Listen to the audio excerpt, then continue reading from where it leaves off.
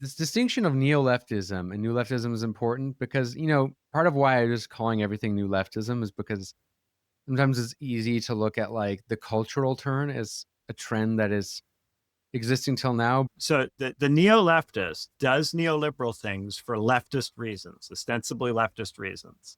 The neoliberal does neoliberal things for ostensibly liberal reasons. So the policy is broadly the same. But the thinking about what's the direction of the policy and what will it produce, the reason that the Mamdani people, get really mad at me when I say that I don't think that the Mamdani thing is meaningfully socialist, is that they are neo-leftist in the sense that they think that the neoliberal things that Mamdani is trying to do, increase the flexibility of the labor market to increase the labor force participation rate, that those things will somehow have a socialist implication or leftist implication.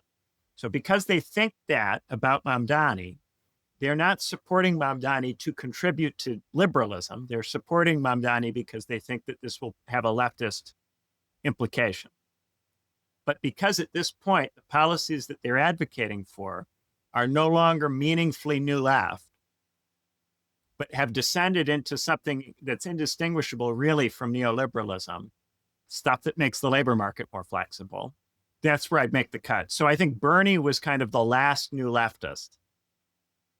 And then he, in response to the pandemic and in an effort to have influence within the Biden administration, acquiesced to neo-leftism and then brought with him the whole Bernie movement into neo-leftism, which had formerly been the thing that had been critical of them.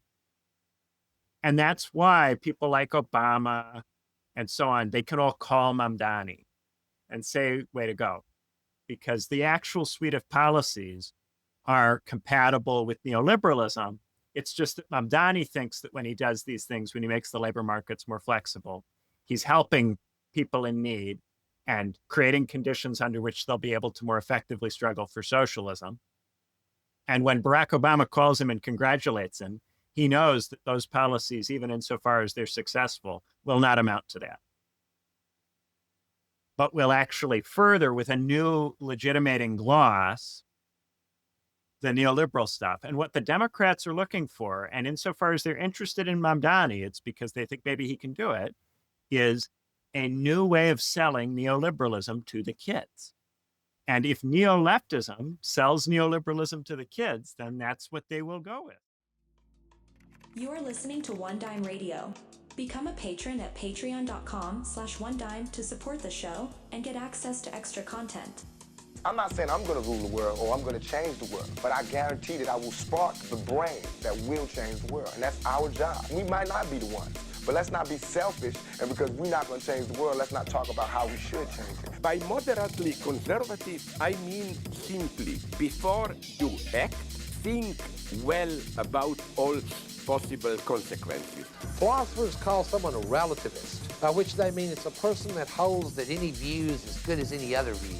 No one believes that every view is as good as every other view. You want to do politics, you got to fucking understand the issues. It's not all just emotions and fantasy life. Remember, my friend, a wise man can learn more from a foolish question than a fool can learn from a wise answer. Welcome to One Dime Radio. Today, I'm here with my favorite regular guest, Benjamin Studebaker, to talk about a big event. At least, maybe it won't be so big by the time this episode is out, because I don't know, things seem to move very fast. I remember when Bill de Blasio won, and it seems like that was centuries ago, but it really wasn't. Zohran Mamdani was just elected mayor of New York City at the time we're recording this. For those who've been listening to the show regularly, you would know that we talked about Zohran Mamdani when he won the Democratic primary in the episode Benjamin and I did called Zohran to Tehran. And in that, some people were quite surprised by Benjamin's views and even some of my views. We're going to talk about that today, and also, what a Zohran Mamdani victory would mean, not just for New York City, but for the left as a whole. Because I think why a lot of people see this as important people on the left and many people who are very hyperbolic about this on the right is that a Zohran Mamdani victory is not just, good or bad for New York, whether or not you think he'll bring democratic socialism to New York or that, he'll bring communism, but more so is that people are talking about this as if it's like some kind of vibe shift, as if the left is back, and that this represents a sort of insurgent movement. Much of the people in right-wing media that I've been paying attention to have been talking about this event as if it's indication that the Democrats are going to go in a communist direction due to this sort of victory, because what was quite surprising to many people is to see a lot of Democrats actually congratulate Zohran Mamdani, a lot of establishment Democrats you wouldn't expect, like the Clintons, like Obama, and even Bill Kristol, former neocon, right?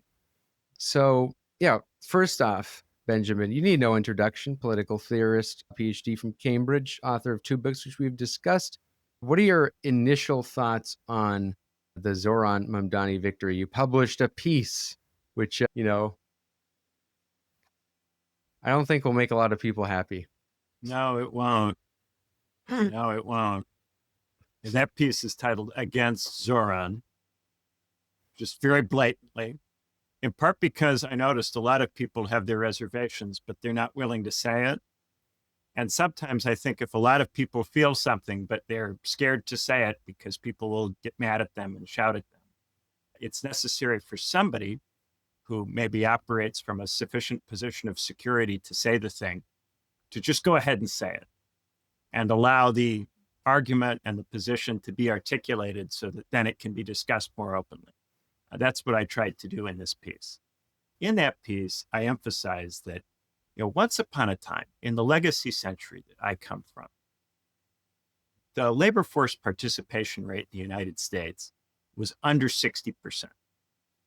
And the consensus among people on the left was that, if anything, the labor force participation rate would further decline because there would be technological growth, technological development that would allow for a transition to a post-work kind of society, a society where there were fewer people who had to work, and there was therefore a need to come up with other ways of doing socialism, of struggling for socialism, that were not so dependent upon the labor force. And this is what the new left got all absorbed with, this question of, okay, if the labor force participation rate is declining, then the working class is not going to be able to play the role that it previously played in struggling for socialism. And then this opens a question that the new left struggled to answer and that I think everybody's been struggling to answer, which is, what, if anything, does that look like? Right? Now, what instead happened is that the labor force participation rate went up. So if you go to the Federal Reserve Economic Data website, you look up the labor force participation rate, you might go, wow, it was under 60 between the end of World War II and the beginning of the 70s. And then it moved up, up, up, up, up. And oftentimes this is praised or valorized as women entering the workforce. And that's a component of it. But there's another side to it, which is that over the course of the 40s, 50s, and 60s, there were a series of GATT trade rounds. There was a lot of wage competition that was introduced between American workers and first German and Japanese workers, and then later Chinese workers. And the effect of all of this was to make it so that instead of developing technology to save labor, the general strategy of business was to go and relocate to countries where labor was cheap and to use cheap labor, people who had come from rural peasant communities, who had only just been urbanized, who were willing to accept very low wages because those low wages were still substantially higher than what they could earn as peasants, to move in that direction. And so what happened is that we didn't get this explosion of labor-saving technology. Instead, most of the stuff which was previously made by workers, many of whom were in unions, instead got made by people who were often not unionized, often working in sweatshops under conditions of heavy exploitation. And so as this happened, it became more difficult, rather than easier for people in Western countries to avoid participating in the labor force because their wages no longer provided for this option to defect from the labor force, and the technology which would have facilitated this never arrived. Or insofar as it did arrive, it arrived only very partially and in a much more limited way than was anticipated.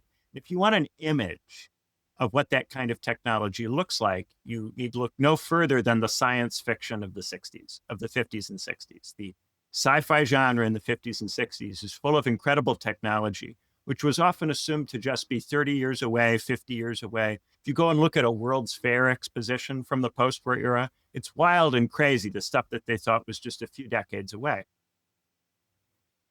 What I noticed about the Zohran Mamdani thing, oh, go ahead. Can I just add one thing to reinforce what you're saying there about the technology?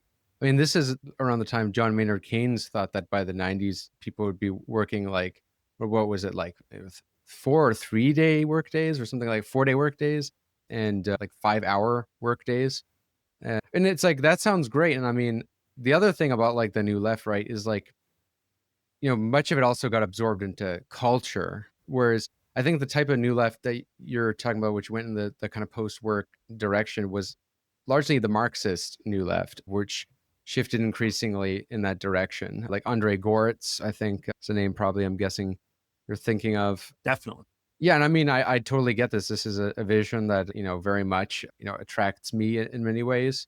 But yeah, I'll let you tie that into Zohran, because it might seem like that's a weird detour, but... Yeah, and it would give a very different meaning to expanding the university system. So it's one thing to think of expanding the university system as getting a degree to give you an advantage in the labor market.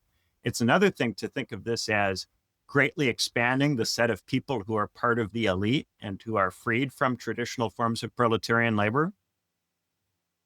And so there was a kind of different horizon to the expansion of the university system initially. It wasn't just about trying to confer an employment advantage, a job coupon on the people who participated. At the beginning, the university system in the 40s was something only about 5% of the US population went through. So when they were expanding that to just 10 or 15, this is a huge expansion of the set of people who were thinking of themselves as they were going to be part of the elite. They were getting elite education. They were getting education that was formerly very, very narrowly reserved to tiny slices of the population. When Woodrow Wilson talks about the liberal arts education in the university in the 20s, he's talking about a very, very narrow kind of elite education that only a tiny, tiny set of people would get access to. So all of this changes as people in the West are forced to compete with workers around the world for access to good jobs. Those jobs are diminishing. The influence and power of the labor unions is diminishing, even as those unions get bigger and even as they organize in ways which seem to be more intelligent, because there is this ability for their employer to move the operations offshore, and it gets easier and easier over time as the tariffs are lowered and the trade barriers are lowered, and there are improvements in industrial engineering. It gets really easy to move the factories gradually over time. And this undercuts the influence of labor so totally that no matter what the social organizing or political organizing is, it can't make up for this. It's a fundamental background condition that reshapes the entire arena in which the struggle occurs. So one of the things I noticed is that gradually over time, this kind of post-work horizon has been diminished. And there was still some of it in the 10s. Because in the 10s, we were talking about things like right to health care, right to tertiary education. So if you have a right to health care, that's regardless of whether you work. If you have a right to tertiary education, free tuition, free college, that's regardless of whether you have the money to pay for it. So it's regardless of whether you work. Those rights give you access to things that previously you had to participate, or your parents had to participate in labor for you to receive. So it gives you some independence from labor. And then that gives you strength insofar as you do consider getting a job, because you have the option potentially to be okay outside the labor force. Now they have to really convince you to participate. So they have to either really pay you, or they have to make the job attractive. They have to make it something that is actually seeming to you to be meaningful or fulfilling to do. And if they can't do that, then it because you're not going to be in a terrible situation outside of the labor force, you've got the option to stay outside. During the COVID pandemic, things really, really started to fundamentally flip here. Because during the COVID pandemic, there was a labor shortage. And by that, we mean it became impossible for employers to convince people to go back to work at retail and food service places unless they raised wages significantly. Because the pandemic relief programs gave people at the bottom of the wage scale a real choice about whether to work those jobs. And those people said, these jobs are exploitative, they're horrible, I hate them, I don't want to do them. And the pandemic relief programs have given me a choice, so I'm opting to not do this work. Since that happened, there has been a concerted effort to put stress on people at the bottom of the wage scale to compel them to go back into work. And this has taken the form of a work test for Medicaid, an employment test for Medicaid, which we've never had in the history of the Medicaid program, that was brought in by the Trump administration in the big omnibus bill. It's also taken the form of the requirement that you pay that student debt, so that that student debt exerts an immediate pressure on you when you finish your degree to go into the labor force and take whatever is available, because you've got to immediately make those payments, right? They entertained briefly, maybe we won't make you pay the student debt. Maybe we'll, just kick that away. And then they decided, no, because of the pandemic, we need the labor force participation rate to go up a few points. So therefore, we're not going to do that. Now you get to a stage where people like Bernie Sanders are talking in speeches about the competitive global economy. In the competitive global economy, it's no longer realistic to this or that. And when you start to hear that kind of language, then what you've got is a kind of acquiescence, a kind of accommodation that's going on. So no longer are we trying to change the global economy. We're not trying to do socialism. We're not trying to protect part of our society from market forces, nor are we trying to change the way the global economic system works. So there's no national horizon and there's no international horizon. It's now just a question of what do we have to do to create and produce a labor force for capital that will do the things that capital wants and demands. And when you look at what Mamdani is actually proposing to do, all of the things that Mamdani ran on facilitate getting poor people back into the labor force. So it's things like free buses so that you can get to work from a great distance away if you're at the bottom of the wage scale and can't afford any other kind of transportation, right? Rent-controlled housing, so that if you are trying to pay for housing, that is not going to put pressure on your employer to pay you more wages.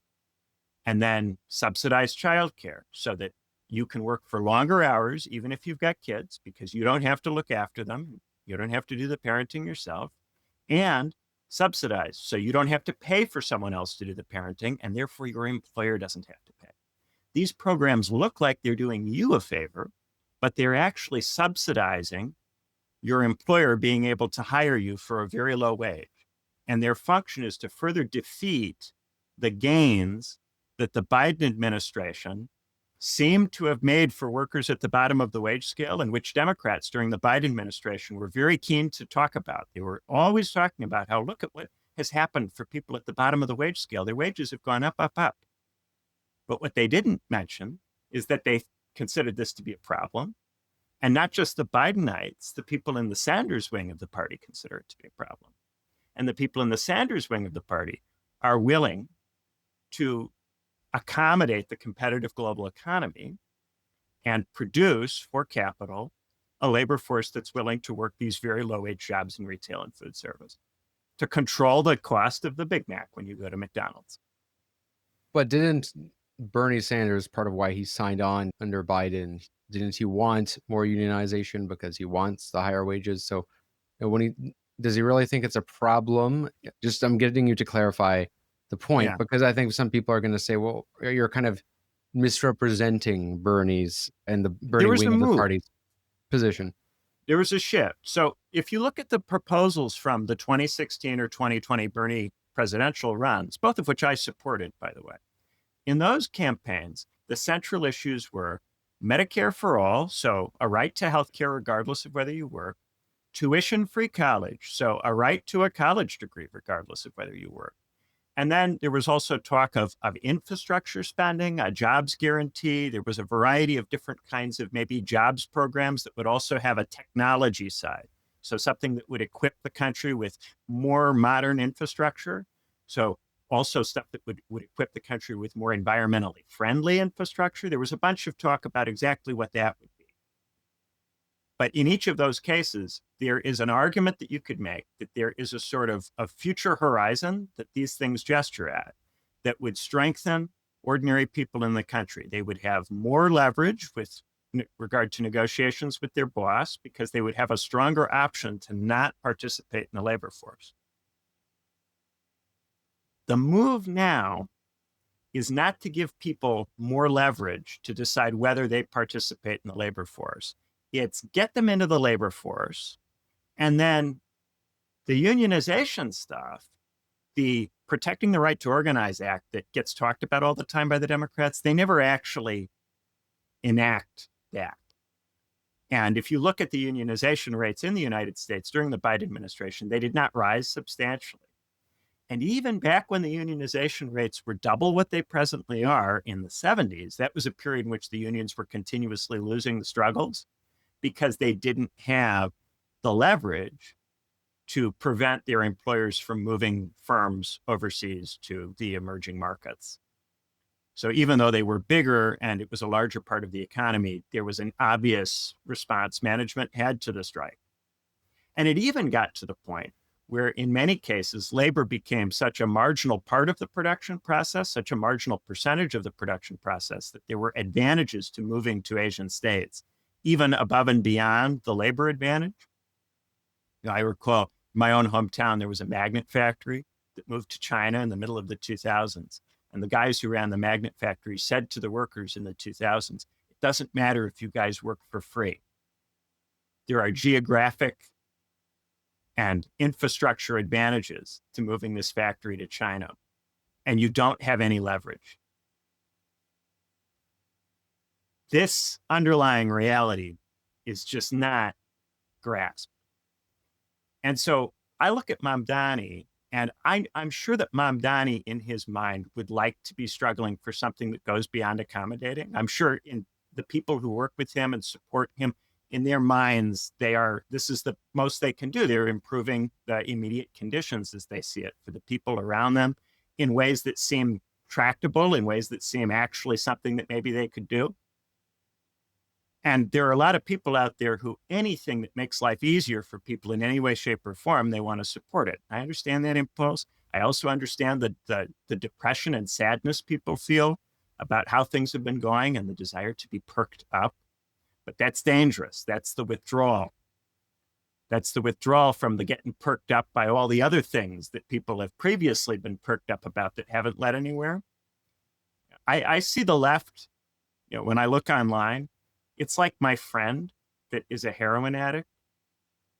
And I'm telling my friend, don't shoot up. It's not going to be good. You're not going to like it. And I know that once my friend shoots up, he's going to be even less interested in hearing from me about how it was a bad idea. So I said, don't shoot up. It's a bad idea. But my friend has done it. Now my friend is shot up and my friend is full of dopamine. And my friend does not want to hear me say, this is a bad idea. It's a mistake. And my friend is probably not going to be ready to talk to me again until the binge of this is over. And so some interval of time is going to have to happen before we can have another conversation about it and go, yeah, remember when you took the heroin that last time and you thought it was going to work out? It didn't. Again, the thing about the heroin addict is this is the kind of thing that happens over and over and over again. Okay, so two crucial things to touch on before we jump to Mamdani, so we don't forget these two crucial things that you mentioned there. Well, one was the Medicaid cuts under the Trump administration, which are huge in disciplining people to work. I'd like you to elaborate a bit on that, because what's interesting is throughout all this Mamdani talk, I haven't seen almost any talk about like the Medicaid cuts. And what's interesting is that when the Big Beautiful was it was in the Big Beautiful bill, or was it the one after? Yeah, it was in right? that bill. Okay. Because I remember when there was discourse about that, the only people I saw talking about that I saw, I'm sure there's others, when talking about the cuts to Medicaid when it comes to politicians, was briefly AOC and Marjorie Taylor Greene. Marjorie Taylor Greene actually talking about it and talking about how the GOP has been terrible in healthcare. And then AOC not using that as a moment to unite with Marjorie Taylor Greene and bringing her into coalition to oppose these Medicaid cuts, but instead to chip at her and to say, oh, she's only supporting that because Trump denied her ambitions to run for the US Senate, which I thought was really weird and extremely self-serving and like strange. Like you this is like a crucial part of like the progressive agenda, and you're just like dismissing an ally because of a personal motive. Like it's this really weird. So I mentioned this before, which is the strange aspect in which sometimes the left and right populists, well, mainly the left populists, will be harsher with the right populists than they are with establishment Democrats. And this is the whole fight the right leftist mentality that I think is so annoying. But a lot of this discourse was just generally overshadowed by the Mamdani hype in the mainstream media and on like Twitter discourse. The other crucial thing you mentioned is a reoccurring theme in a lot of our podcasts, which is the importance of the globalist economy. Like we're just not in the same economy that existed when there was when there was robust social democracy and a workers' movement, period. It's a fundamentally different system. Global capitalism is completely different from just, a nationally based capitalism with lots of tariffs and without all these free trade agreements and freedom of mobility and all that. And, throughout the Trump administration, I haven't really seen a lot of opposition to Trump on the basis, like a lot of actually on the basis of Trump's policies has been the tariffs, which is interesting. And I want to ask you, like, to what extent would Trump's tariffs actually change anything when it comes to maybe empowering labor? Because one hypothesis I've heard is that, by on the one hand having tariffs, and on the other hand, very tough on illegal immigration, Trump's policies could, in some sense, empower and class to have more leverage and bargaining power. I mean, that's what Steve Bannon says. But we haven't seen that happen yet. I'm curious, do you think that all could change anything? Because, I mean, like, it's easy to say why we would doubt that would happen, given the Republican Party's tendency to side with anyone but labor and the fact that their healthcare policy is extremely anti-labor. Do you think that anything could change from this, the Trump tariffs and the migration policy when it comes to potentially empowering labor more? Yeah, so I think the tariffs are a mechanism for trying to reform the way the global trade system works. I think the purpose of the reform is to try to strengthen the American military, principally, by reshoring industries that are critical for national defense. And I think the tariffs are also being used to try to restructure the American alliance system to get allied states to make larger contributions to that system. They may have some efficacy for these kinds of purposes, but if the tariffs are used in a bid to try to reshore large numbers of jobs. Yeah, reindustrialization, which is what that's what Bannon always talks about. Trump less so, and I always find Bannon and Trump are like good cop, bad cop. Bannon is like represents the kind of populist wing. He'll sound like a socialist a lot of the time in how he talks, but it's to kind of signal to the MAGA people, hey, you should still believe in the Trump movement. He hasn't given up on you yet. Yeah. The first thing to bear in mind is that when a factory comes back from Asia, the number of jobs that come with that factory is typically an order of magnitude less than the number of jobs that would have gone out with a comparable factory 50 years ago. So a factory that previously would have employed 40,000 people and been the engine behind a town will employ 4,000 people, which will seem like a big deal and become a great PR story, but it won't actually perform the function of a factory that employed 40,000 people. And a lot of people today don't remember or don't have a concept at this point of what a factory used to do. in terms of employment and in terms of generating economic activity in a community. Conversely, smaller kinds of plants that would employ 4,000 people, if they come back, you're looking at 400. So very quickly, you realize you're not going to massively boost the labor force participation rate, even insofar as you do a significant amount of reshoring, particularly in the industries that are connected in some way with the defense sector. The second thing to bear in mind is that to force industries that are labor intensive to come back to the United States, the stuff that remains very labor intensive and that would be difficult to automate to come back to the United States, you would have to see very substantial spikes in the cost of the consumer goods associated with those industries in the United States to make that happen, which would be experienced internally as inflationary. So at that point, there would be significant political push in response to the inflation. The fact that the inflation rate has not gone crazy indicates that the tariffs aren't doing that. They're not causing labor-intensive industries, where labor is a major part of the cost of production, to come back to the United States. That stuff will potentially, there might be some shift in which countries get that kind of business, because favorable deals with the United States can shape to some degree which countries have an advantage in accessing the American market.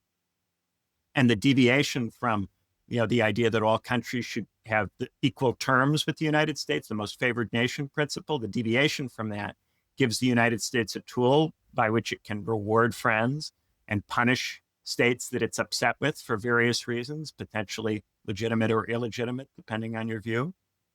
We're not seeing the usage of tariffs that would cause those jobs to be reshored. There is a possibility, though, that some states may benefit or be harmed by the tariffs because of a friend-shoring strategy of trying to move jobs from hostile or potentially hostile states to more friendly states. And that's something I've tried to keep a close eye on. And if you're someone who lives in a developing country, that's something to pay attention to. There's an opportunity in this process to get favorable treatment, potentially. But whether a country takes up that opportunity depends a lot on how that country relates to China, what that country's specific basket of imports and exports is, and what they anticipate they will get in the short term out of trying to reposition, because there's often an adjustment cost. When you reposition your economy in the global trade system, there's an immediate adjustment cost, and that adjustment cost, if you make the wrong people pay it, can be politically very expensive. You're talking inflation, like goods going up due to not getting access to cheap goods elsewhere. Yeah, or also a period where a benefit that is coming hasn't arrived yet. So sometimes it takes a while for a job to move somewhere.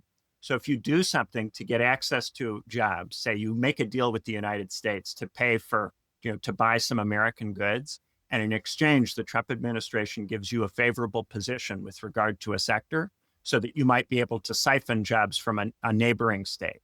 Say the Trump administration makes a deal with Indonesia, hypothetically, right? Canada did. We recently did a deal with Indonesia, actually. Yeah, Indonesia is one of the most important rising countries. Huge country, big market. Their strategy so far has been to try to play it even between the United States and China. But if Indonesia were to make a deal with the United States to import more American goods, then Indonesia might receive favorable treatment, which might cause over time jobs that would have gone to China to go to Indonesia instead. But immediately, the immediate effect would be that Indonesia would be on the hook to import a bunch of American stuff. And then there would be this promise that eventually these jobs would come to Indonesia. And there would be this promise that ordinary Indonesians would get the benefit of this, and that the benefits would not be confined mainly to Indonesian elites. And people in Indonesia would have to believe these things, trust these things, and give it enough time. And during that interval, there could be political damage from the more immediate upfront costs of making the shift to facilitate that. So a lot also depends on the level of political security for the government. And one of the things that's going on in Indonesia and in a lot of other countries is Gen Z protests. there's a legitimacy problem in a lot of these developing states right now where the Gen Zers are upset because of corruption, because of the sense that the elites capture too much of the growth and don't share enough of it with them. And when you have that kind of pressure going on, it becomes difficult to make a long-term decision that might have a more upfront cost. In Bangladesh, for example, Nepal. Yeah. Okay, so to dial things back a little bit to the Zohran question, when it comes to, you initially brought up the Medicaid cuts. That was a Medicaid, not Medicare, and correct me if I'm wrong. Yeah. It was basically that before you could basically get benefits, not just due to being disabled, but like if you had like mental illnesses that made your life like horrible, Or all if you were kind of, just poor. if you're just, yeah, Medicaid or if used you're to just poor, just yeah. poor. Medicaid used to cover anybody who was considered too poor for Obamacare, too Right. poor even for subsidized Obamacare. And it was a simple means test. It was just, is your income and wealth below a certain threshold? I think it was actually just income. You can have a certain amount of wealth and be on Medicaid. It's not like food stamps. So food stamps, there's also a wealth check. So if you have assets over a certain level, you don't qualify for food stamps. Medicaid was more generous. You could have assets, but if your income was provably low enough, they would put you on Medicaid. Even if you were under, even if you were young, even if you were not the Medicare age. And people often who are abroad confuse Medicaid and Medicare. Yeah, Medicare is for old people, right? Yeah. Medicare is for old people and Medicaid was for poor people. But now Medicaid is only for the deserving poor. So now Medicaid is only for people who meet a work requirement. They have to show that they work 20 hours a week. Or if they are self-employed, they have to show that their business makes a certain amount of minimum money. And if not, they can only collect Medicaid if they either are disabled, right, yeah, or they establish that they are medically frail. And medical frailty is the great loophole in the legislation. But to get qualified as medically frail, you have to have somebody, a medical professional or a psychological professional, fill out paperwork that says that you have a condition that's one of the conditions that's on the list, or enough like one of the conditions that's on the list that they'll allow it, and that because of this condition, you can't work 20 hours a week or more. It doesn't, if you get medical frailty, it doesn't qualify you for disability benefits. So it's specifically a squishy category that doesn't entitle you to disability benefits, but does protect you from work requirements. God, that's kind of what Paul Ryan wanted to do, wasn't it? I remember that was a big contention of debate where there was an infamous moment, which was actually, no, that was Rand Paul, where in the Republican debate, where it was like, oh, do you think that the poor should just like die if they're poor? And yikes. I mean, it's like they're just like really means testing this to such an insane extent with so much walls of bureaucracy. Yeah. Honestly, like this the is like way of getting it across. This would be like the number one thing facing the working class under Trump. I call it the double means test. So the first means test is it's not a universal program. You have to be in need. And then the second means test is we'll decide who counts as deserving within the category of people who are in need. And if you're in need, but you're not deserving, we will subject you to enormous amounts of stress until you either get a job, you end up in a mental institution, or you go to prison, or you die homeless on the street. Those are your options. Yikes. Yeah. So if you look at the Mamdani policies, they're all about facilitating going to work. Meanwhile, what have they been saying in the last couple of years? There's all this AI and technology that's coming down the pipes that's going to destroy all of the jobs. And if it's not that your job is going to be taken by AI, it's going to be taken by somebody from Asia or Africa or Latin America who's able to do your job remotely. So one of the things that's going on now is that these robot bodies, they talk about, hey, there's going to be somebody who can clean your house who's an AI robot. What they don't emphasize as much is that the AI is not currently good enough to actually perform that role.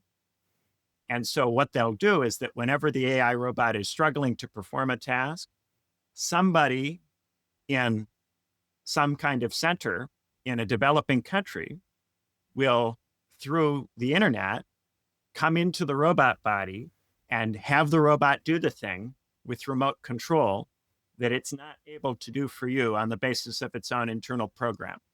So the robots will be supplemented by workers who are paid very little in developing countries. And in this way, you'll actually get servants who are from Asia, from Africa, from Latin America, who don't have to migrate to be able to get the job, so don't have to be paid the premium that migrant workers are paid relative to what they would be paid if they stayed in their home country. So they can be paid even less than migrant workers because they don't have to be paid to incentivize them to move. And they'll be in your house, but you won't pay very much attention to this fact because it will seem like it's a robot that's doing the work. So there's the layer at which maybe it's true that they will actually automate large numbers of jobs with this technology. And then there's the secondary case, which I think is in some ways more upsetting, where the AI becomes a way of masking or covering over a process by which workers in the post-colonial world are put to work in the rich countries, but in a way which hides this fact at a visual level from the people in the rich countries who are hiring this labor.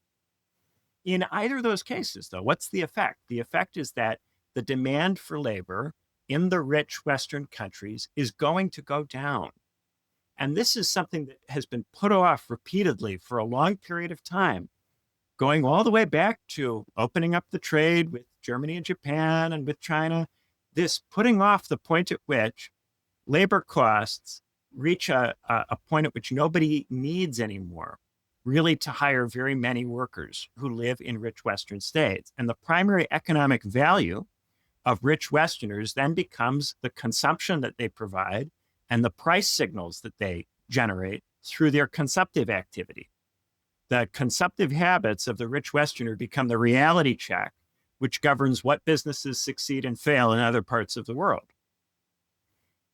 And the mechanisms then for funneling more money to the Westerners so that they can continue to consume, you have to come up with some other kind of mechanism apart from employment, because it has become economically insane to employ Westerners at a wage that will actually enable them to consume at the level that they need to consume for the global economy to function. So some kind of supplement then becomes necessary. But the nation states in the West can't raise money to pay for this with taxes, and they can't borrow the money at low interest rates from rich people without generating discontent in those rich people over time. So then how do you continue to keep the consumption going in the rich Western states? What's the mechanism for keeping it going? Are we talking about printing money? Are we talking about making some kind of larger change to the way the global system works? It's very hard to do that, because to try to reform the system, right now our only mechanism is negotiations among diplomatic teams of large numbers of nation states, many of whom struggle to coordinate, struggle to work together, take a long time to agree on anything. So it's become very difficult to make this whole thing manageable. And the Trump tariff policy is an attempt to try to marginally adjust this system to prolong its functionality. But because it operates at the level of tariffs and bilateral negotiations, there's a limit to how far it can go and to how much it can actually generate in terms of sustainable change.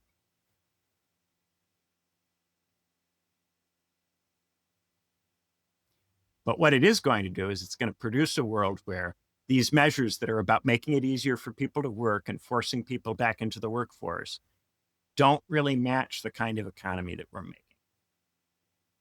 And it's in this sense that what Mamdani is doing is what I would call trad soc or quixotic socialist endeavor, which is operating on the assumption that the only strategy is to get everybody into the proletariat, to try to increase the size of the proletariat, make everybody a worker, and then on the basis of worker consciousness, you try to organize for socialism.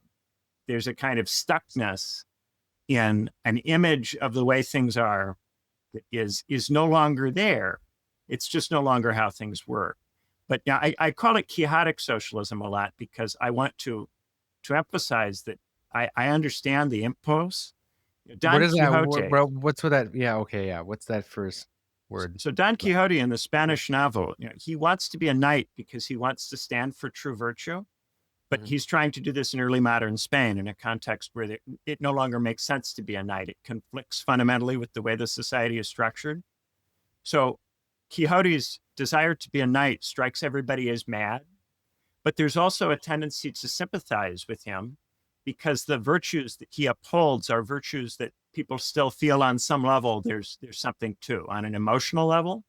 But there doesn't seem to be any concrete material way in early modern Spain of living like that is functional, that actually produces something that can work. So with Quixote, there's this sympathy for him, an admiration for his kind of commitment to a lost cause, but also a sense that what he's doing is completely non-tractable, that you can't actually do it and it doesn't actually lead anywhere.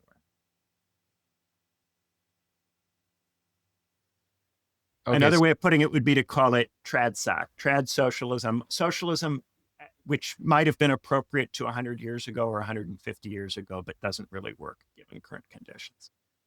I feel like that's a odd name to actually call it, the trad socialism, because in some sense, there's two critiques going on here with we were saying about Mamdani. On the one hand, he is proposing policies that don't match the current economy, and on the other hand, he's proposing policies that are very accommodationist to the current economy. In some ways, the opposite of traditional. Like, I mean, the Labour Party in England, had a faith, family, and flag as one of its slogans. Very different from the idea of we should pay government workers to take care of your kids so you can work more. Almost the opposite. So that's like the accommodationist policy. I'm guessing what you're talking about is a policy that is less like not suited for the economy. It's probably his housing policy. I'm guessing it's accommodationist in the sense that neoliberalism is kind of predicated on the idea that rather than get rid of work, labor costs will be held down. Or even reduce it. Or even reduce. Right? It. Yeah. Labor costs will be held down through global trade. And also through looking to expand the workforce by, say, taking on immigrants or adding women to the workforce, increase the amount of competition for work so as to drive down labor costs and prevent firms from having to invest in expensive labor-saving technology. That strategy is always being, to some degree, undermined by the fact that some technological development continues to occur, despite the fact that this is de-emphasized to a great degree, that technological development. So on the one hand, the strategy, and both of these things have gone on continuously, right? Since the war, there's been this uptake and adoption of World War II technology, and this technology has triggered further developments and advancements. And so there is this sense in which it does seem to be the case that there's all this labor-saving technology that has come out, is coming out, will come out, and then at the same time, there's an effort to greatly increase the amount of trade that occurs and put all of the workers in competition with each other so that even if they attempt to organize in labor unions, this has limited effect. These two things have gone on at once, so there's a kind of double movement in this sense. And the two trends, one has a kind of long-term effect, which in the long run, human labor becomes a smaller factor of production, becomes less important, becomes less significant as a site of struggle. At the same time, there is a continuous throwing everybody into competition for labor and putting off and delaying some transition to a different form of economy that would not depend principally on human labor. So because these two things go on at the same time, there is a sense in which what Mamdani does completely fits with one of these. And COVID made this one very visible. COVID made you still need people to work seem like a very visible principle. And lately, if you talk to people, there's all this, well, come on, obviously people got to work stuff that everybody says now. and have been saying really for the last 3-5 years or so. But that side of it is always being undermined and is always counterposed with another side, which is that technological development side, which suggests to us, isn't all of this irrational? Why do we need to work? Why do we need to do any of this? And if you recall, in the 10s, there was all sorts of bullshit job stuff about, do we really need to be doing any of this? Yeah, a lot How of much of this is actually great book. necessary? Right? Fantastic book, David Graeber's Bullshit Jobs. I'm not a fan of everything Graeber does, but Same here. Not a fan of is everything great. Graeber does, but there's a reason that an idea like that seems to stick out during that time period. This other side of it, the unnecessariness of it, was sticking out a lot to people in the 10s. And I've worked some of those BS jobs, and I know many people who have. In fact, I lived in a town where, a great deal of the economy was propped up by jobs created just to be created to fill up GDP that don't actually add much of anything.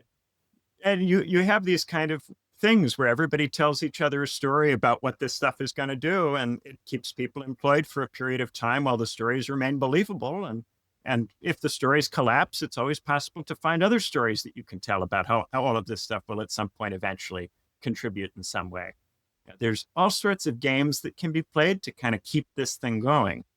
But I think fundamentally the issue with Mamdani is that he expresses the conservative response to the COVID relief.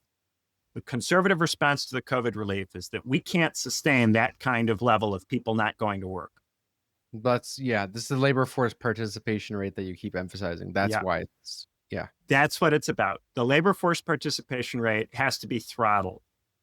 It's understood, I think, by anybody who really looks at this stuff, that the labor force participation rate in a country like the United States can't be 0, but it also can't be 80%.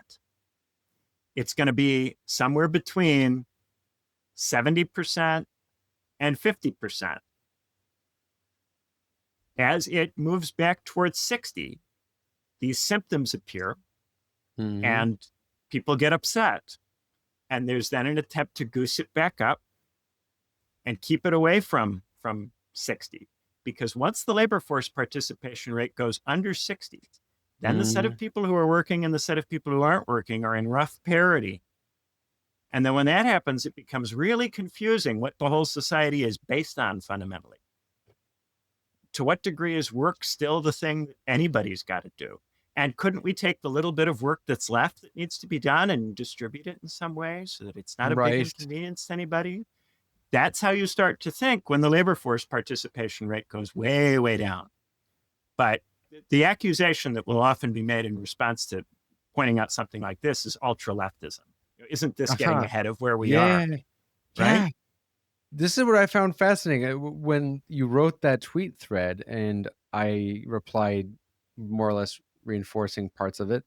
And there was another reply that said, so you think you can abolish the value form? Like you're calling for a communist revolution? It's like, I would just say the policy of childcare is simply already such a lower horizon from simply having a shorter work day and work week.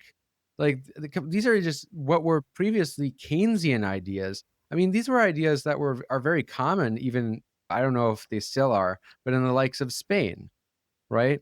Like I remember back in the day when, I used to have these ideas way back as far as high school, and my teacher would say, "Oh, so you want us to be like Spain? Oh, where they have their siestas, huh?" And it's like, I'm like, I don't know, it seems better to like work a little less. No, it's like, sure, okay, you don't get to consume as much. Big deal. You don't spend as much of your life rotting away.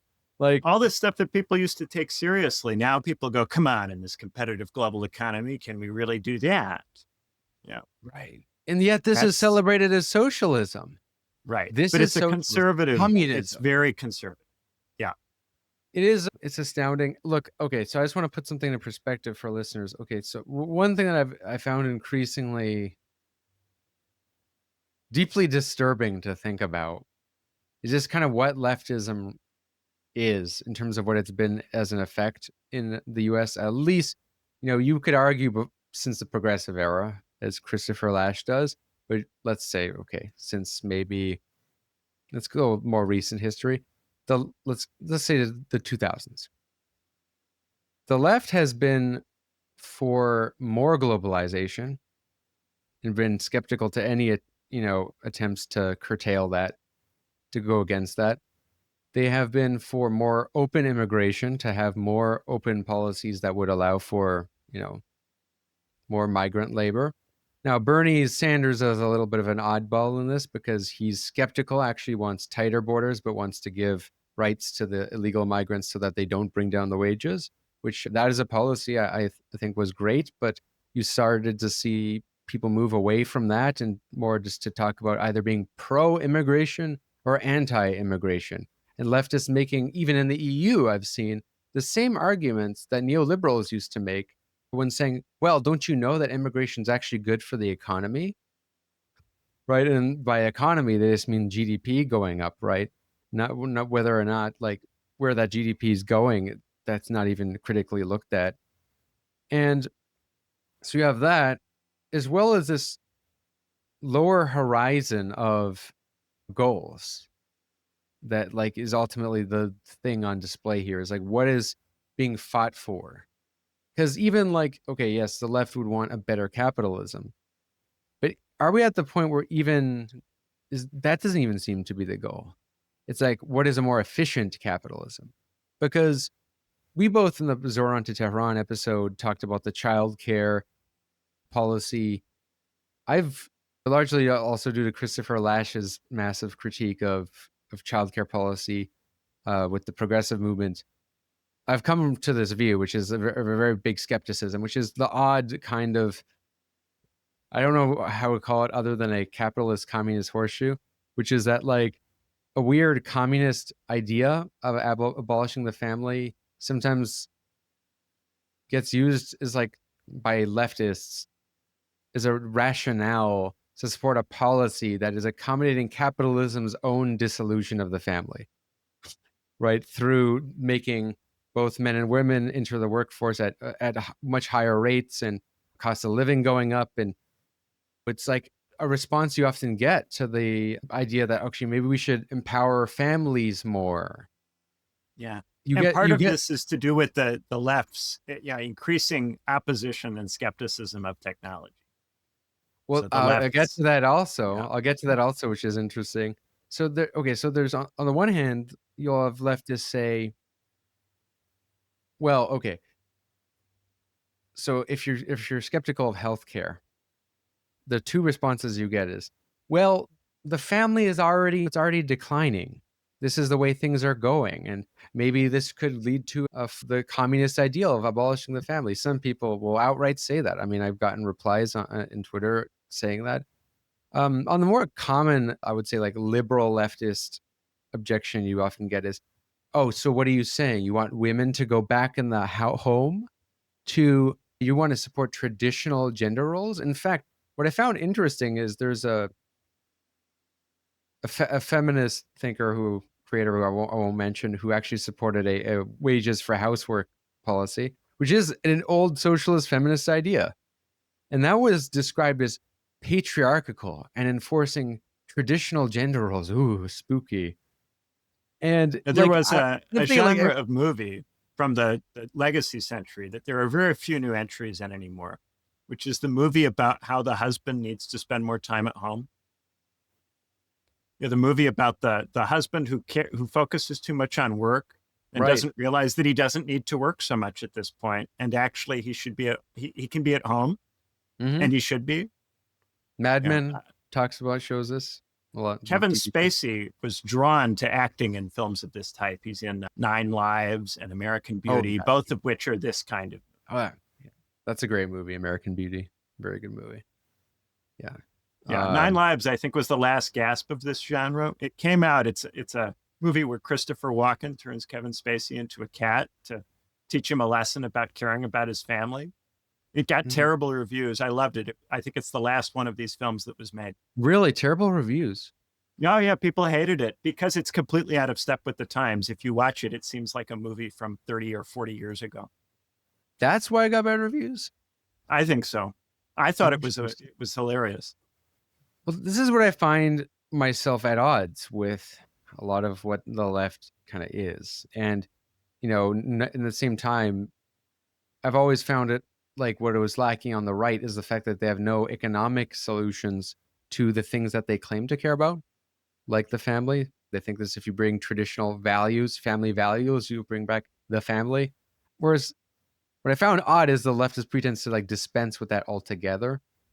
And I get when I get it, I still think they're wrong. I never bought into the idea, the Marx and Engels' idea of family abolition. But back then, when they supported that, meant something completely different. It was a time in which women couldn't divorce, like where they couldn't inherit property in many questions. It's just a completely different time. There was a study done in 2018. Quebec brought in the subsidized childcare policy, and the study compared the younger children who got the subsidized childcare and therefore went to daycare at an early age to their older siblings who didn't get that benefit and therefore were at home. And it found that the younger siblings who had gone through the daycare had much higher rates of anxiety, mental health problems. And then follow-up studies to tracking these people at later stages show that it's not a temporary negative effect, that it actually sticks into later stages of development. And in some cases, it gets worse and corresponds with later mental health and developmental problems. This is stuff that nobody on the left really likes to acknowledge. Well, it's definitely something I'm very interested in because mental illness in general, I think it gets talked about, but it's not dealt with. It gets talked about in this very superficial way, which is that you just need to destigmatize it. And actually, the reason why the rates are so high is because we've destigmatized it, not because actually people are more mentally ill than they used to be. And I mean, it's just there's a whole place we could get to this. But look, what is a theme with what we're talking about here, which is things are happening. Clearly, a massive decay, okay, in just the life quality of human beings, and a sort of ideology that is affirming that decay or accommodating it rather than fundamentally addressing it. And I can't help but recognize the validity of James Burnham's broader hypothesis in his book, The Suicide of the West, which is a very controversial book. I recommend people read it to grapple with some of it, where he calls liberalism an ideology of decay, which is that not that it necessarily causes the decay, but that decay that is happening is rationalized and celebrated as progress by liberalism. And he uses liberalism in this very broad way where he thinks ultimately leftists are just more radical liberals.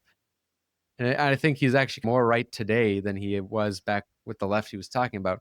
Now, there's things I hate about this book. I think he's way too much of a campus pro-Western imperialism. There's all kind of things I could say about James Burnham that I think are terrible. Him having very anti-gay views despite being a alleged closeted homosexual, I find quite interesting. And that's probably one of his biggest books on the right. But anyway, I sat with this for a long time, and I thought about it just when I would walk around the street, and I would see homeless people all the time, and I would think about the way the left and right deal with that question. I mean, the left that I supported was the one that would want to fundamentally give these people jobs and ultimately like give them the help they need, and even if that required actually so. There's debate as to whether there should actually be forced medical interventions. One of the NDP premier, Wab Kinew, who I have to say I actually kind of like him more than a lot of other NDP people because he has a still kind of working class common sense about him. But he's gotten controversial for the left due to actually believing that we shouldn't just let people rot. It's a disgrace. Liberal views will, liberals will think that changing the names of terms will make things better. But if you call them unhoused people, right? Or that maybe safe injection sites. I think that's the ultimate like decay policy, which is, they're going to do it anyway. Why don't we just give them the free heroin? It'll be safer. And I'm thinking like, okay, why don't we just like deal with the rules as to why people get on the street and get addicted to heroin in the first place? None of that. It's just this policy of accommodationism, which might seem better in the short-term myopic harm reduction sense. It might seem better, but it's like, it just postpones the thinking. And you see this with the family that policy. No other form of society is possible, and the only alternative to what we have is some regression into something worse, or fascism. Once you think it's liberalism or it's fascism, it's liberalism or it's Louis the 14th. When you're thinking in that kind of way, and there is nothing else that's out there and nothing else to be done, then it becomes about accommodating and acquiescing. But to me, somebody's willingness and capacity to accommodate and acquiesce is itself part of their willingness and capacity to give up on socialism. But even then, that's what I want to really like emphasize the sheer way in which like the horizon of ambition has declined for the left. It's not even just they've given up on an alternative society. They've given up on what were like very basic social democratic policies, you know? And some of those social democratic policies you can say are much harder to do in today's economy. I think definitely true. But part of that is due to the acceptance of that economy, for one, and not like, just kind of accepting that. And, it's like with social democratic parties and even the Catholic Church would often support employment at last resort, for example. Like the people who aren't able to get jobs in the economy, and there will be a certain unemployment rate, there should be a certain amount of jobs created by the state to do work that is necessary, but low-skilled labor that you can fill the gaps of unemployment, and also provide retraining so that people can at least not suffer from this trap that a lot of unemployed people suffer from, which is that, you can't get a job because to get a job you need experience, and you know what I mean. It's this sort of cycle. It's like even the Catholic Church at one point supported like policies of basically like a light form of job guarantee, basically. Yeah. Now it's not even that. Childcare. Childcare. It's to make people spend less time with their kids. I remember when I used to think that was a progressive idea, like at a point, because I was brainwashed by the same leftist thinking. Like I remember thinking, oh, Ontario should have Quebec's childcare policy. But it's like, out of all the things to consider socialist or social democratic, childcare policy? It doesn't work. And part of the reason that they think it works is that they think that somebody who's been trained and certified to provide childcare is better at doing it, even for large numbers of children at one time, than the parent. They think that the professional is better, even at being a mother or a father, than the person with the family tie. And in some cases, that's because of experiences people have had with very bad families, very bad upbringing. There are cases where the family is so dysfunctional that something like that does look plausible. And in some cases, I'm sure it is true. But at scale, it is a policy that does not work. And the fact that Quebec study looked directly at sibling pairs, that controls for variation in the family environment. I wanted to just touch on the point you made about how you need experience to get a job. The reason you need experience to get a job is that they don't need to hire enough people. If they needed to hire enough people, then they would lower the standards and they would train you themselves. They don't actually need that many workers. The market isn't a need. Yeah, the market also just naturally doesn't. Full employment is not a natural process in the free market. It's not. That's what the Keynesians have always pointed out, right? Yeah. And it's just going to recede ever further from view. The idea that society can be based on full employment, where full employment means a labor force participation rate well over 60%, that is eventually going to become impossible. It can be put off, it can be delayed in various ways, but unless somebody freezes technological development and freezes population growth, eventually, we're going to get to a stage where the labor force participation rate can't be sustainably elevated over 60%. And you bear in mind also, aging population is a continuous drag on the labor force participation rate.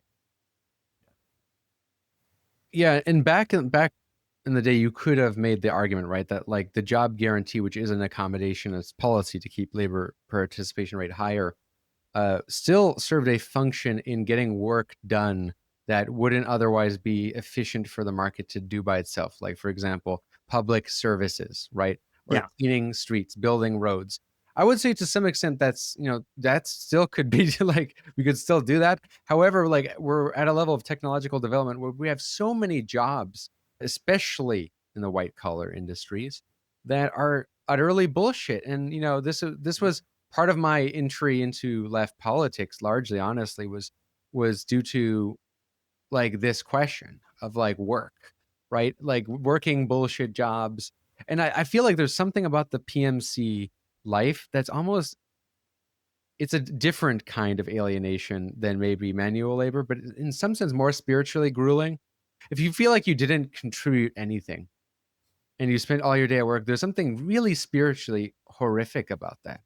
Yeah, You know? office drudgery is really a very specific kind of miserable thing. And what happened? Gradually, suddenly you had to do internships, unpaid internships, to be able to have a job when you finished your degree. Their threat is more AI, because AI is where you can trim the fat a lot of these jobs. But like the PMC, what is the reaction? Oh no, not like let rethink the bullshit industries. AI is bad. It's causing unemployment. We should oppose AI. It's just such a low. It's an incredible defeat, really. Yeah, and it's in part because of the surrendering to the horizon of what seems to be possible within the paradigm of the territorial nation state. Because it's locked into specific territory, doesn't have the spatial capacity to govern mobile stuff, and lacks the diplomatic internationalism that people praise. It's not structured in a manner which actually enables it to operate within a relevant timeline. By the time the consequences of international agreements are known, you're at a stage where things have moved on so much. The pace of internationalism is not adequate to the times. And it's obvious for people when they talk about climate change, the pace of internationalism is not adequate to the times, but it's not a purely environmental question. There's so many different areas of life that we have no ability to steer politically because the nation state isn't adequate to offer us the steering capacity. And there's no possibility of internationalism at the level of nation states negotiating with each other, giving us that kind of capacity on a time frame we can actually use. Now, a lot of what we're talking about might seem quite depressing. And I really want to say, I very much understand why people are happy about Zohran Mamdani for a few reasons. For one, I wanted him to win the election as well.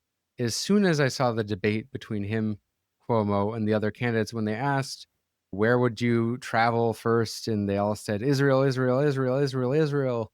And he said, I would stay in New York City and help people in New York. And I thought, okay, wow. I mean, this is a low bar for what is considered good politics, but like this is cool. Like I get why people support him on that. He doesn't look like a bought off candidate or one who's compromised. And the other thing about Zohran Mamdani is he claims to be a Democratic Socialist. I think he genuinely is, if you look at his past statements. In some senses, I think, though, he embraces a lot of the kind of Starbucks communism that I would be quite critical of. And even from what I've heard about his dad's book, he seems to be kind of a very classic sort of new leftist, have a very new leftist view of things. And not in the sense of being pro-technology, but in the sense of post-colonialism and this sort of deconstruction. Woo-woo, the woo-woo left. Yeah. I mean, I hate to say it, but and also, because Zoran Strange, I think he was a very good campaigner because he didn't do crazy stuff like talk about abolishing the police. However, if you look at his old statements, he very much would jump on those kind of fads when they would happen. Like he would embrace the rhetoric of the kind of woke left, I guess. But in his campaign, what I think he did well, and what I think a lot of leftists see in his victory as some sort of model, is that he, at least, unlike a lot of other Democratic Party candidates, focused on bread and butter class issues or issues that are just economics related, and kind of kept culture out of it for the most part. I mean, he didn't do the excessive identity politics, except he did, but he didn't do it in a cringeworthy way. if you look at the demographics as to why he won, it was almost entirely driven by the fact that New York has the largest immigrant population of any other city except Toronto. And it was, if you look at the voting patterns, it was, you know, people He made who a had, lot of ads that specifically catered to particular immigrant oh yeah, population groups as ethnic groups. oh he There did, was yes, a lot he of did. explicitly ethnic targeting in his advertising strategy. That's true. Yeah, he did the ad in Arabic. He did the ads in Urdu and in Hindi, I think. Even he did a bunch of ads all over the place. Which, look, he was a great campaigner, and I will give people this is like, okay, for just campaign strategy for New York City, that makes sense. New York's a very diverse place, but this is not a model. Like, I feel like it's delusional in itself to think anything that succeeds or fails, or that succeeds in New York City, or just a very exceptional metropolis like that, is in any sense indicative of a broader success story model. So that itself is, I think, not hard to combat, but there's also other aspects to Mamdani. Like, I think people overcomplicate his success in that, like, it's like, oh, he's part of a broader vibe shift. The left is back. Really, what seems to be the case is that Mamdani, on the one hand, is extremely charismatic and likable and fairly good looking. His wife is good looking. And he was against a alleged sex criminal who has a very bad track record of being governor of New York. Yeah, this is really, I think, underappreciated.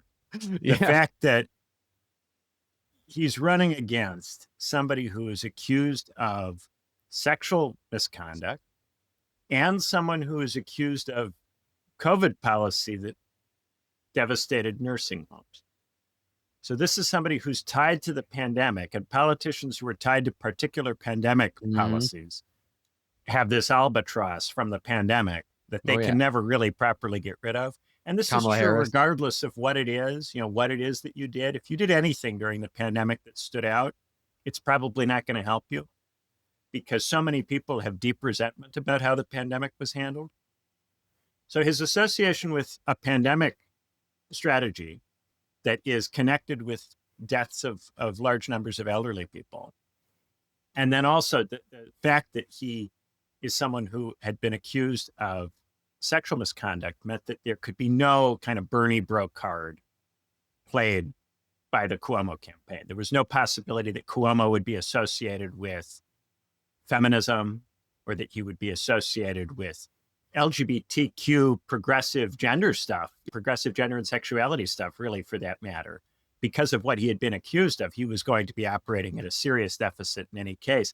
Then you also have the role of Sliwa in the race. Sliwa, who ran against Cuomo rather than against Mamdani much of the time, who deliberately and purposefully helped Mamdani at many points because of his disdain for Cuomo.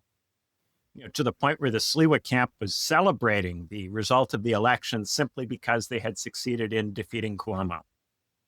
These are things that are not replicable at scale. He still would have won if Sliwa wasn't in the race, just given how wide the margin, but it did play a role. But would the margin have been as wide as it was No. if Sliwa had not effectively campaigned for Mamdani by running so hard against Cuomo throughout the whole race? There's that. And then you're talking about the rest of the country. It doesn't look anything like this.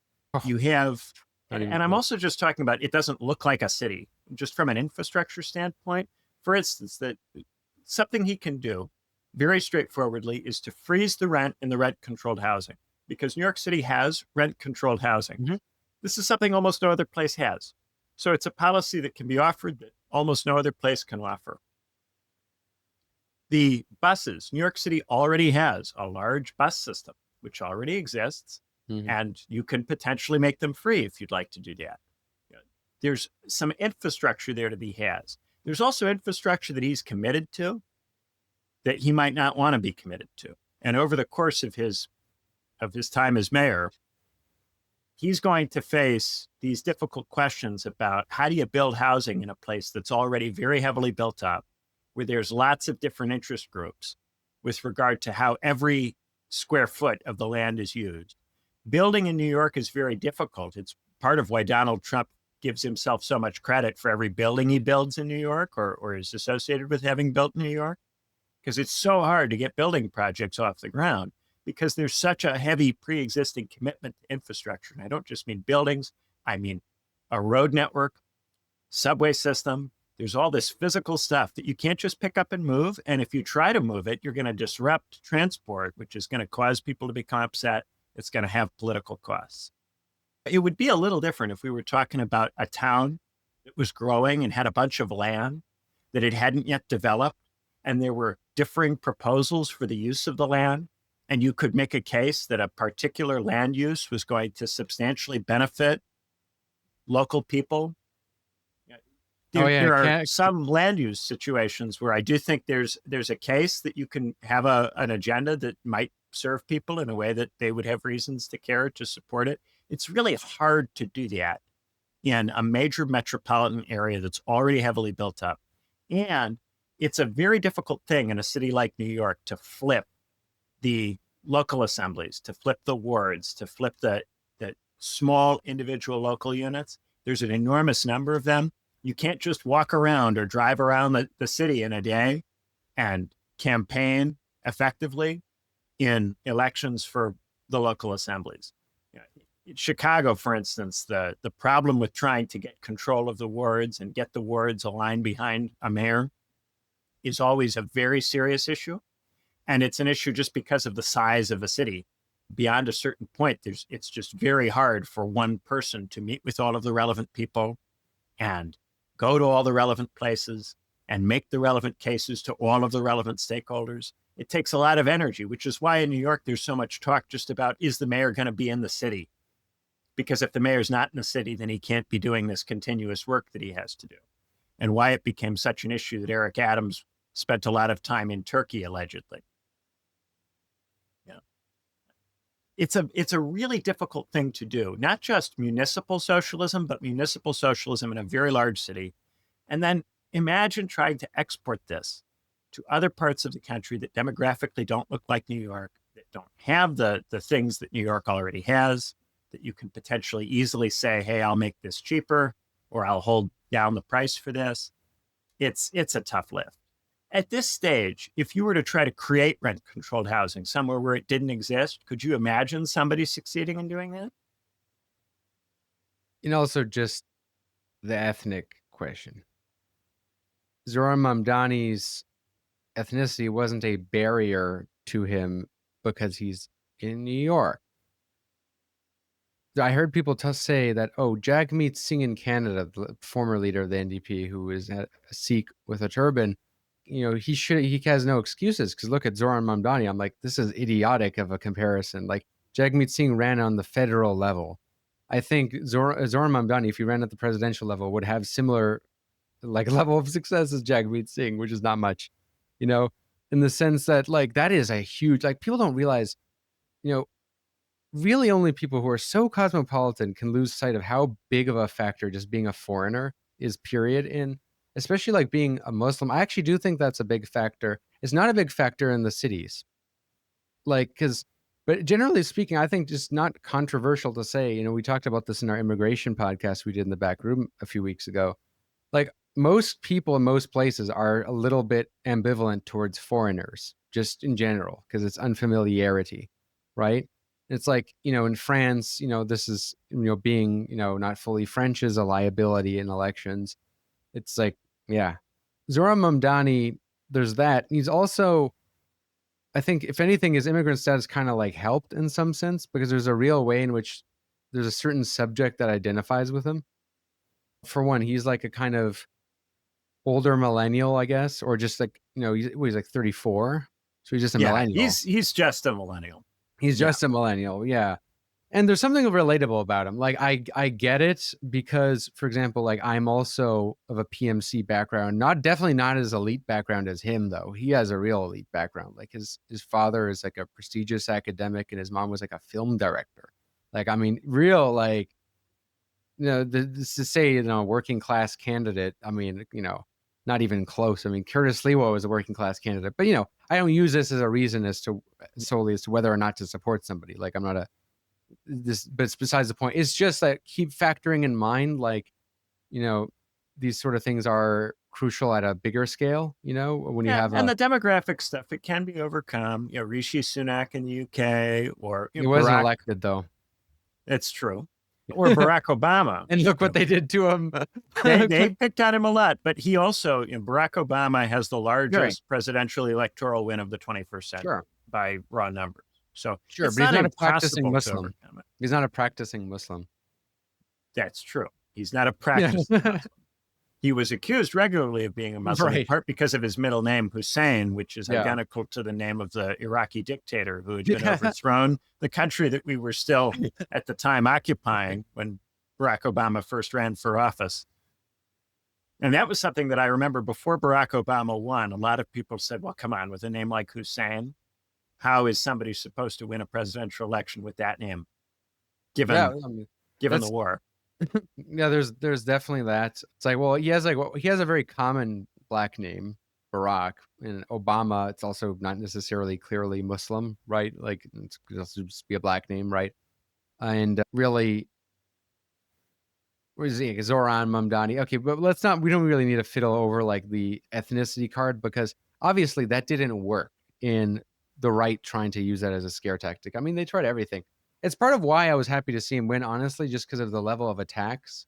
Hillary Clinton used that against Obama. With circulating the pictures of him in the turban. And what her campaign said was the clothing of his country. They started the whole "he's not an American" thing by saying that. Right, which Trump would take up with the birther movement and all that crazy nonsense. Yeah, well, it's like the stuff about Zohran was just so absurd. Like, I mean, they were like just calling him a jihadist. I mean, like, it's some of the most blatant, insane sort of attacks. I don't think anyone really believed it, including the people, making the attacks. Like, I don't think anyone believes it. Really anyone on the right believes he's instituting Sharia law or anything. So it's just like really desperate attacks. That kind of thing would be more believable if he had, I don't know, maybe like a fully veiled wife or something. But it's like, even then, it's like, no, that's not even close to his situation.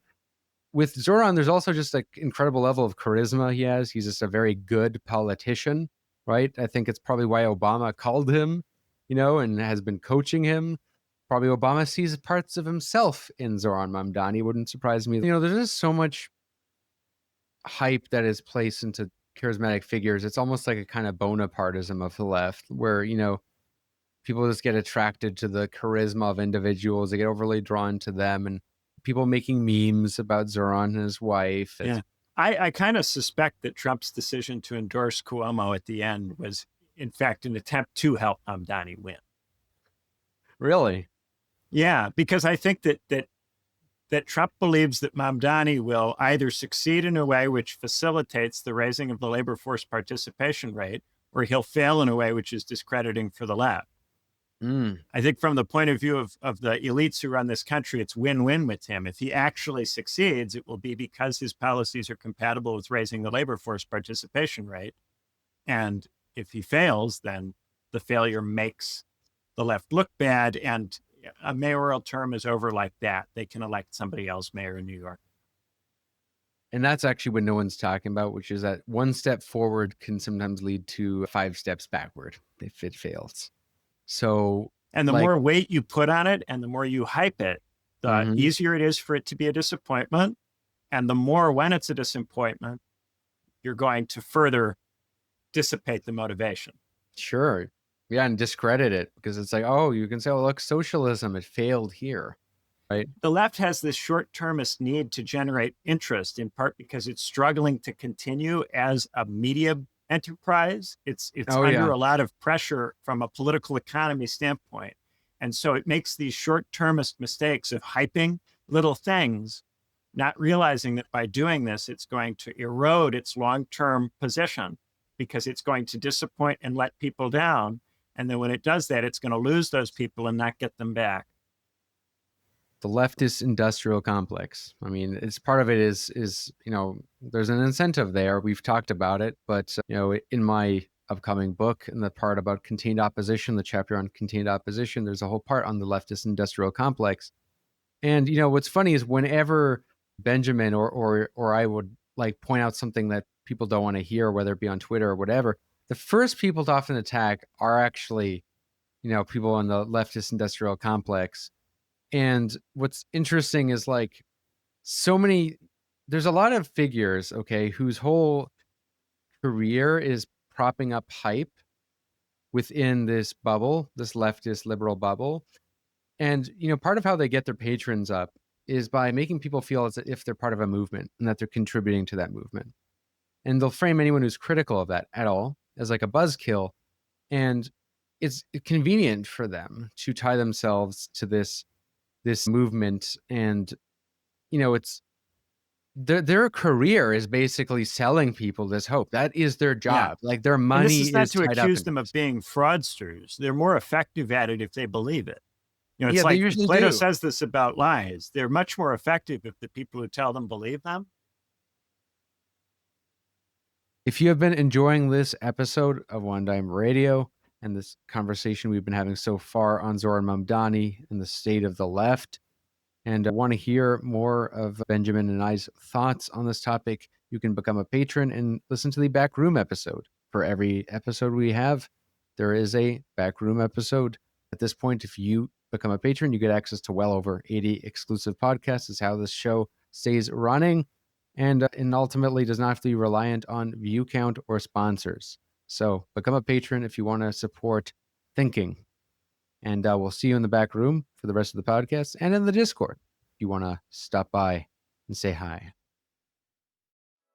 Become a patron at patreon.com/onedime to support the show and get access to extra content.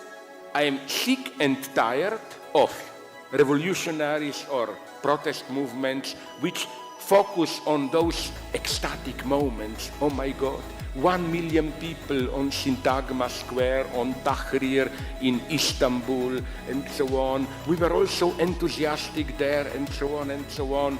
I'm not impressed by that at all. I think this is even relatively easy to do. The true test of a revolution or radical social change is how do ordinary people experience the change when the ecstatic moment is over, when things return to normal. That's the most difficult task. When nothing happens, when just everyday life is here, how is this everyday life different from the previous everyday life?